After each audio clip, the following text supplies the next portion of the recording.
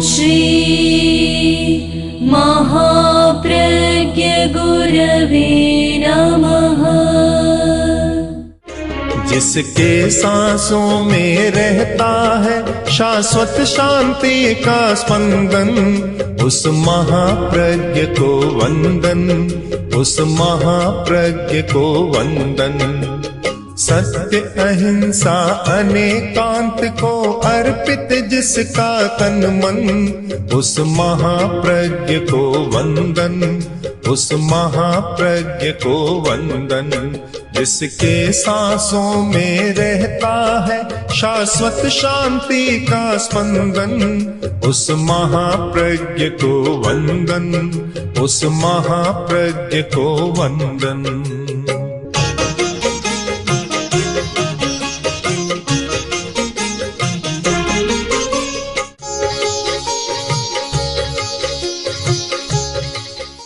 हम सामाजिक जीवन जी रहे हैं, सामुदायिक जीवन।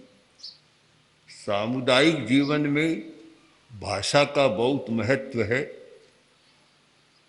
हमारा सारा व्यापार शब्दों के आधार पर चल रहा है। अगर शब्दों का जाल न बिछा हो तो शायद प्रवृत्ति सिकुड़ जाए, बहुत छोटी हो जाए। सारी प्रवृत्तियाँ शब्दों के आधार पर चलती है। तुम जाओ, यह करो, वह करो, कौन कहाँ से आया, क्या यह संवाद दो, सारा काम शब्दों के आधार पर चलता है। और विचार भी शब्द के आधार पर है। विचार का मूल आधार है कल्पना, स्मृति, और वे दोनों शब्दात्मक हैं। चिंतन भी शब्दात्मक है। तीनों कार्य, मन के तीनों कार्य, तीनों विचार, विचार, चिंतन और स्मृति, तीनों मन के कार्य हैं और सब शब्दों के साथ चलते। तो हमने सारी दुनिया को शब्दात्मक बना दिया और इसीलिए शायद भर्तृहरि का वह मत प्रचलित हुआ था कि शब्दमयम जगत। वेदांत ने कहा ब्रह्ममयम जगत, तो भर्तृहरि ने कहा शब्दमयम जगत। सब कुछ शब्द से पैदा हुआ है। उनका वाक्यपदीय ग्रंथ इसका बहुत समर्थन कर रहा है कि शब्द ही सब कुछ है और शब्द से ही सब कुछ पैदा होता है।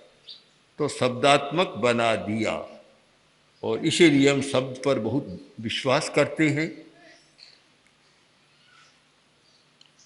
ध्यान क्यों?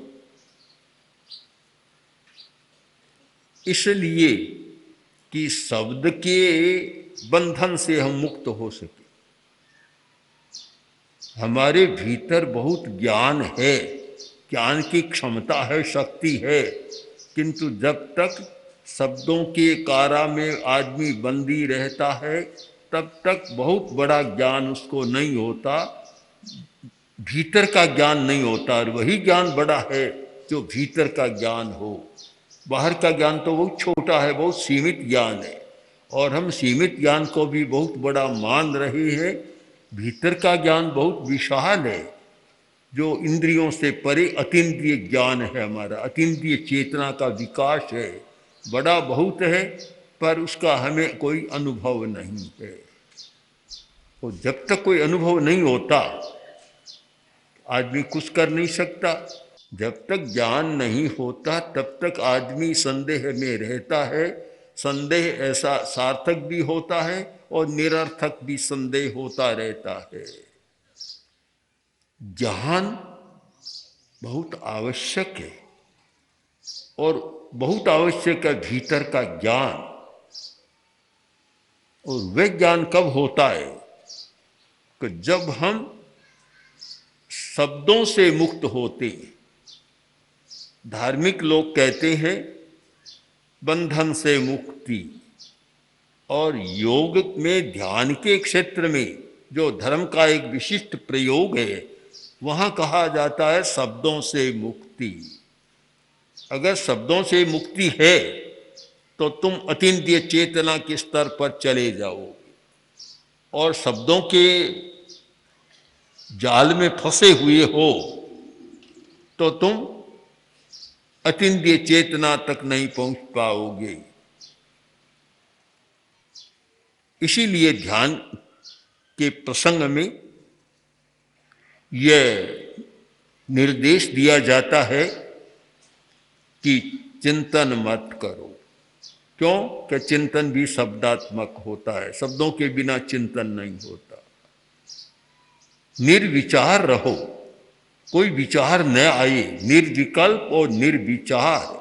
यह निर्विचार अवस्था, निर्विकल्प अवस्था इतनी महत्व की अवस्था है कि जिस व्यक्ति को आध्यात्मिक चेतना का विकास करना है, जिस व्यक्ति को अतीन्द्रिय चेतना का विकास करना है, उसके लिए शक्तिशाली साधन है निर्विचार अवस्था,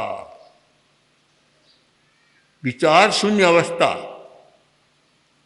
थॉटलेस स्टेट ऑफ माइंड, विचार शून्य मस्तिष्क की अवस्था, वह बड़ी महत्वपूर्ण है। इसीलिए ध्यान में पहला है कि विचार मत करो, चिंतन मत करो। चिंतन का निषेध क्यों? व्यवहार के क्षेत्र में तो वह अच्छा माना जाता है कि जो व्यक्ति ज़्यादा चिंतनशील होता है, विचारशील होता है, उसे सब लोग सम्मान देते हैं और विचार करने के लिए बुलाते हैं। और ध्यान का क्षेत्र एक अलग है, वह कहता है विचार करना छोड़ो, चिंतन छोड़ो, निर्विचार और निर्विकल्प रहो। हमारी गोष्ठियां होती थी गुरुदेव के पास, साधु साधियों की गोष्ठियां, और काफ़ी गंभीर विषय भी आते, कभी कभी साधारण विषय भी आते, सब तरह के विषय आते। तो हमारी गोष्ठी हो जाती और गोष्ठी में समाधान अब भी शेष रहता कि और इस पर चिंतन करना है। गोष्ठी संपन्न हो रही है, सब हम जा रहे हैं गुरुदेव को वंदना कर, तब गुरुदेव मुझे कहते हैं कि हमने चिंतन तो कर लिया, अब तुम जाओ और अचिंतन में से जो निकले वह बताना। इसका मतलब अचिंतन में जो निकलता है, चिंतन वहां तक पहुंच ही नहीं पाता। हमारे सामने प्रत्यक्ष है कि पूर्ववर्ती बड़े बड़े साधकों ने, बड़े बड़े तपस्वियों, आचार्यों, तीर्थंकरों ने, अवतारों ने जो सत्य का प्रतिपादन किया वह आश्चर्यकारी है, अद्भुत है। किस आधार पर किया? न कोई सूक्ष्म उपकरण था, कोई भी उनके पास माइक्रोस्कोप जैसा सूक्ष्म यंत्र नहीं था, टेलीस्कोप जैसा कोई दूरदर्शी यंत्र भी नहीं था, कोई उपकरण नहीं था, फिर भी इतने सूक्ष्म सत्यों का प्रतिपादन किया। किस आधार पर? अतीन्द्रिय चेतना के आधार पर। धन्वंतरी बहुत बड़े आचार्य हुए, आयुर्वेद के आचार्य, लुकमान बड़े हकीम हुए हैं। ये लोग क्या करते थे?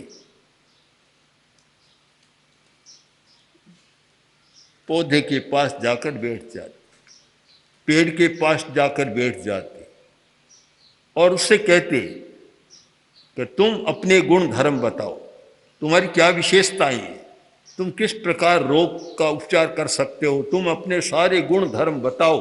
वहां जाकर इतना कहकर संकल्प कर और बिल्कुल निर्विचार होकर बैठ जाते। उस निर्विचार अवस्था में अपने आप पौधा बोलता जाता और वे लिखते चले जाते या ग्रहण कर लेते उसको। यह सब यह निर्विचार अवस्था का प्रभाव है कि निर्विचार अवस्था में भीतर की चेतना जागती है। जब विचार होता है तो हमारी पारिस्थितिक चेतना जागती है, बाहर की चेतना जागती है। और जब कोई निर्विचार होता है उस समय भीतर की चेतना को जागने का मौका मिलता है। जो आदमी निरंतर सोचता रहता है उसे तो भीतर की चेतना के साथ संपर्क स्थापित करने का अवसर भी नहीं मिलता, तो वह कैसे जागेगी? यह निर्विचार अवस्था, निर्विकल्प अवस्था, यह सूक्ष्म सत्यों को जानने के लिए जिम्मेवार अवस्था है। और इस अवस्था में सूक्ष्म सत्यों को, रहस्यों को आदमी जान सकता है। तो पहली बात है कि चिंतन मत करो। ध्यान में निर्देश दिया जाता है चिंतन मत करो। दूसरा है कल्पना मत करो। कल्पना मत करो। कल्पना भी शब्दात्मक है, यानी शब्द के बंधन से मुक्ति पाना है। तो चिंतन मत करो, इसका मतलब शब्द से मुक्ति पालो। कल्पना मत करो, इसका मतलब है कि कल्पना भी शब्दात्मक है, इसलिए कल्पना से भी छुटकारा तुम पालो। कल्पना मत करो। बहुत बड़ा समय हमारा कल्पना में बीतता है, बहुत समय लगता है। आदमी कल्पना करता रहता है, कल्पना का ताना बाना बुनता रहता है और कुछ होता नहीं है। और वह कल्पना, काफी कल्पना व्यर्थ चली जाती है। प्रसिद्ध कहानियां चलती है शेख चिल्ली की कि कल्पना में कहाँ से कहाँ पहुँच गया। केवल कल्पना कल्पना से में बकरी खरीदा, आगे कल्पना चलती गई कि विवाह कर लिया, लड़का पैदा हो गया और धन भी आ गया, अब गाय भी रख ली, दूध भी हो गया, दही हो गया। अब दही का माटा लेकर और लड़का, पोता लड़का आ रहा है, आकर कहे कि बाबा चलो दही खा लो। अभी नहीं, अभी नहीं। बस कल्पना में चल रहा था, अभी नहीं। सिर को हिलाया कि अभी नहीं। सिर पर हंडी थी और नीचे गिरी और फूट गई, और कुछ तो था नहीं। कोरी कल्पना ही कल्पना का जाल। हम कल्पना को भी छोड़ें, ध्यान में तो कल्पना न करें, वैसे भी पूरा दिन रात कल्पना में न बिताएं। जितनी आवश्यक करनी होती है उतनी करें, ज्यादा न करें। कम से कम ध्यान काल में तो कल्पना न करें। तो चिंतन की वर्जना, क्योंकि वह शब्दात्मक है। कल्पना की वर्जना, क्योंकि वह भी शब्दात्मक है। तीसरी, स्मृति मत करो। निर्देश दिया जाता है ध्यान काल में स्मृति मत करो। स्मृति का भी बड़ा साम्राज्य है, बहुत बड़ा साम्राज्य।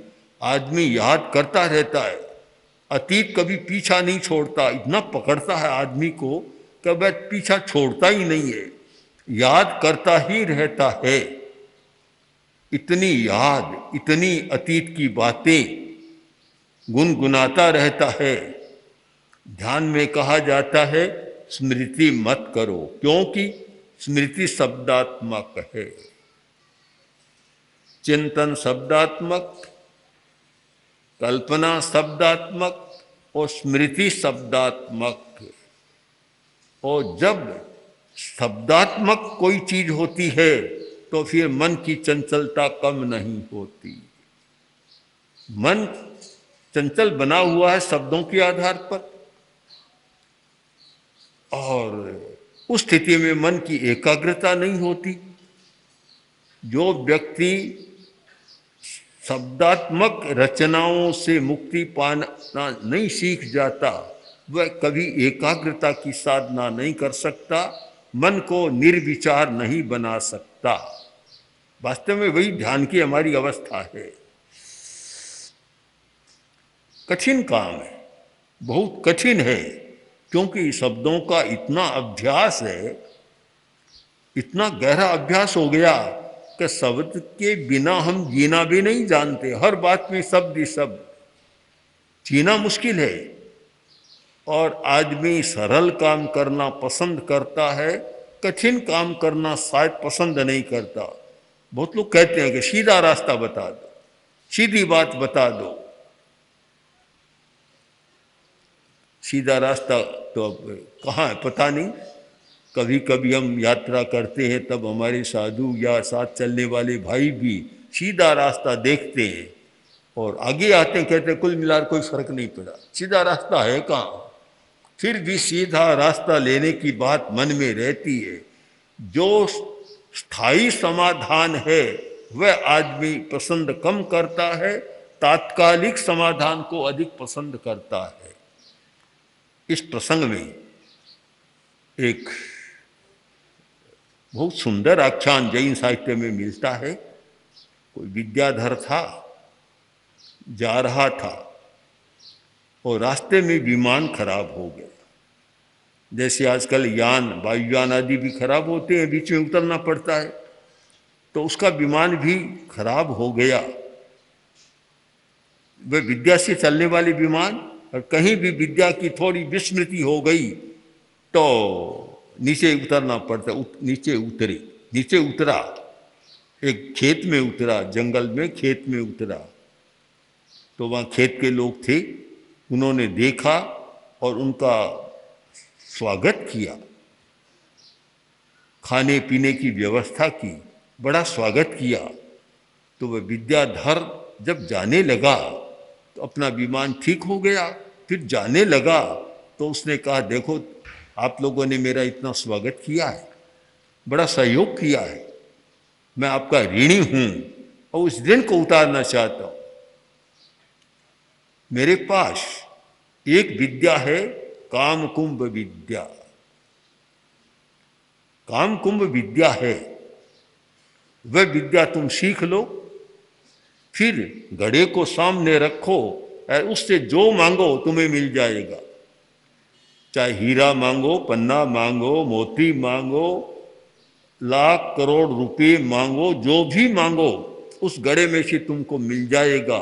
यह घट, काम कुंभ घट, काम कुंभ विद्या है, तुम सीख लो, पर उसकी साधना करनी होगी। बोले इतना अड़ंगा कौन करे, कौन करे, कौन साधे?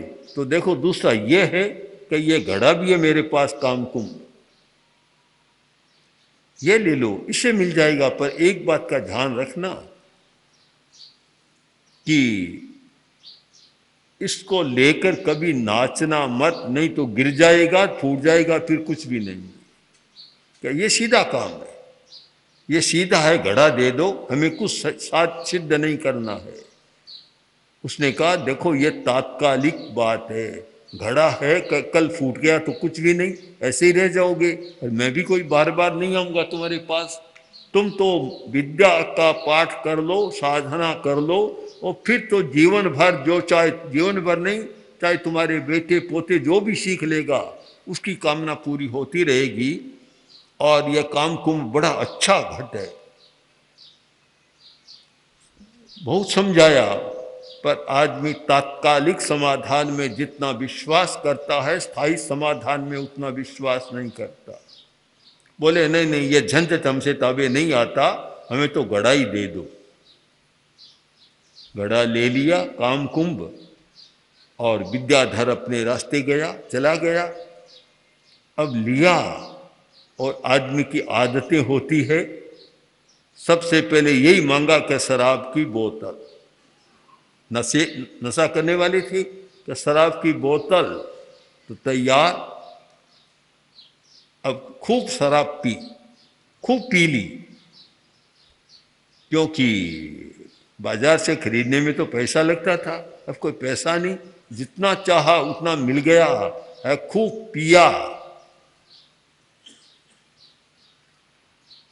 अब नशा भी खूब आ गया। अब नशा आया तो नशे में तो आदमी का व्यवहार अपव्यवहार, असामान्य व्यवहार हो जाता है। सामान्य व्यवहार नहीं रहता, नॉर्मल नहीं रहता आदमी।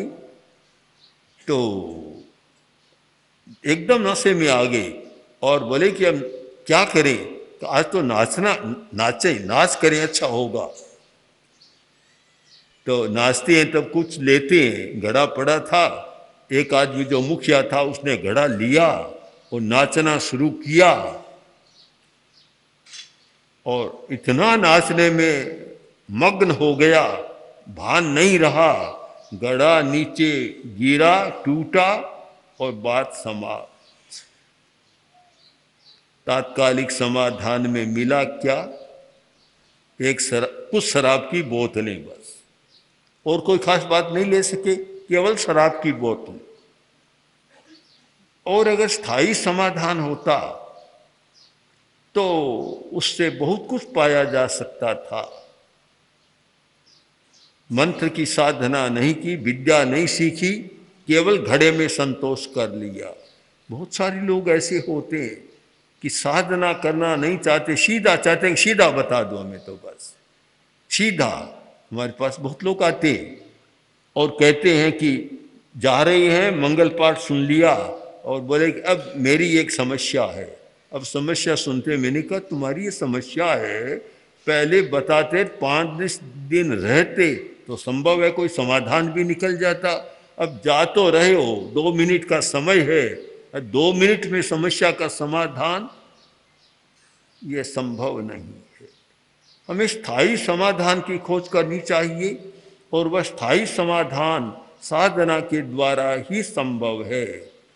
सीधा रास्ता मत खोजो, जो सही रास्ता है और जिससे स्थायी समाधान हो सकता है उस रास्ते को खोजना है।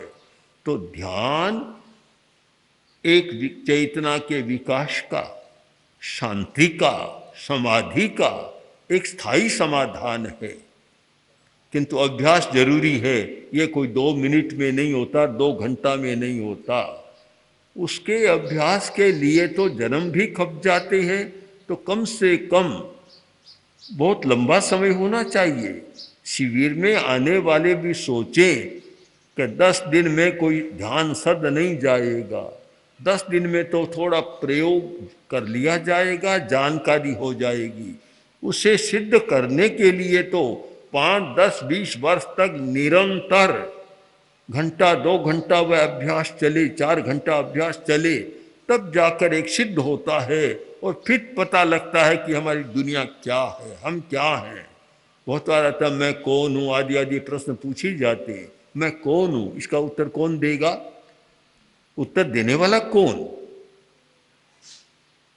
महर्षि रमन के पास एक व्यक्ति गया, वो जाकर बोला कि ये ऐसी बद्दी दुनिया जहाँ इतना दुख है, इतना संताप, इतना तनाव सारा, ऐसी बद्दी दुनिया किसने बना दी? तो महर्षि रमन बोले कि भाई ये प्रश्न मुझसे मत पूछो, जिसने बनाई है उससे पूछो, मुझे पूछने से क्या होगा, उससे पूछो। कि वह तो मुझे दिखाई नहीं देता, कैसे पूछूं? तो पहले प्रश्न मत पूछो, पहले उसे देखने की बात करो, फिर प्रश्न उसे पूछ लेना। तो प्रश्न पहले जहां पूछना चाहिए, हम किससे पूछें? अब कहते हैं दुनिया में इतना दुख क्यों? अब क्यों ये प्रश्न, इस प्रश्न का उत्तर कौन दे? प्रश्न अपने आप से पूछना चाहिए। समाधान पाने का सबसे बढ़िया रास्ता है कि अपने आप से प्रश्न पूछो, दूसरों से मत पूछो। दूसरा तुम्हें कहाँ तक समाधान देगा? अपने आप से पूछो।